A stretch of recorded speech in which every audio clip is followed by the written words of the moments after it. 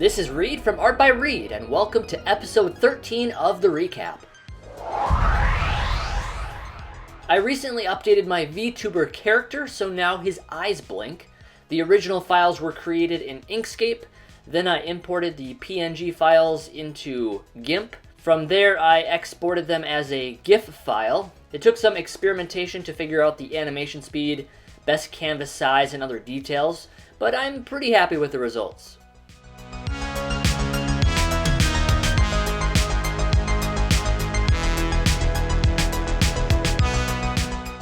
I have also completed 2 new digital drawings for one of my clients, as you can see here. They are the most recent for a series of therapist resource articles. One is about ketamine therapy and the other is about career counseling. I have also added a good half dozen other previous client projects to my Behance portfolio.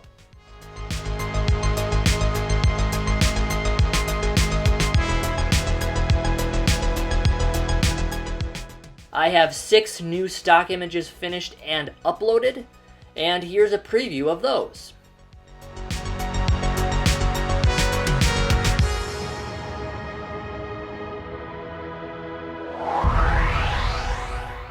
Last month, I submitted 3 poems for entry in the 2025 edition of the poetry anthology called Lyrical Iowa. Each submission was under a different category. By diversifying the type of poems, I'm hoping to increase my chances of winning a cash prize for a top entry. Between March 2nd and 8th, I participated in the Read an eBook Week book sale on Smashwords.com. My books had a discount between 75 to 100% off. I've been reorganizing some conceptual files in my games folder, and I've dabbled a little bit with one print-and-play game concept called Hourglass Chess. The rules of the game are still a work in progress. A few other game concepts have been added to my writing folder on Google Drive with the intention of brainstorming via creative writing. If I don't ever publish said games, maybe I can get a short story or 2 out of them instead. I have also returned to a software called RenPy, which allows you to craft visual novels. If you're unfamiliar with the concept, a visual novel is basically an animated choose-your-adventure kind of game.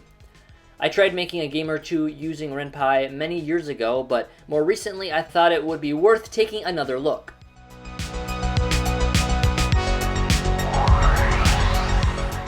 Here's some rough sketches that will eventually appear in the first short story set in the Heroes of Superior Island universe. A few of these stories will hopefully appear in my next book this summer, and then I'll release illustrated versions of these stories as well. I had a bit of a setback with my comic strip reboot project when I realized that this series needs to be on other websites besides my own, specifically websites that host comic strips.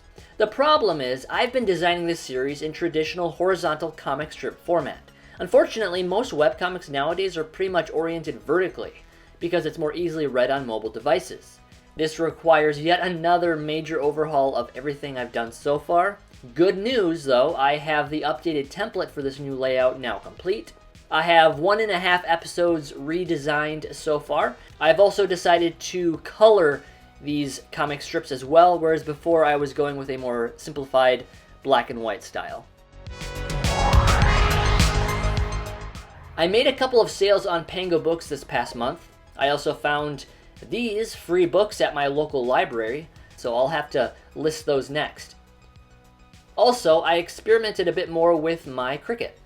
I learned how to calibrate the device for cutting and tested them out on some Bible character cartoons to supplement a church ministry curriculum. These illustrations are part of a comprehensive and entirely free collection by Ian and Sue Cody, which can be downloaded from freebibleimages.com.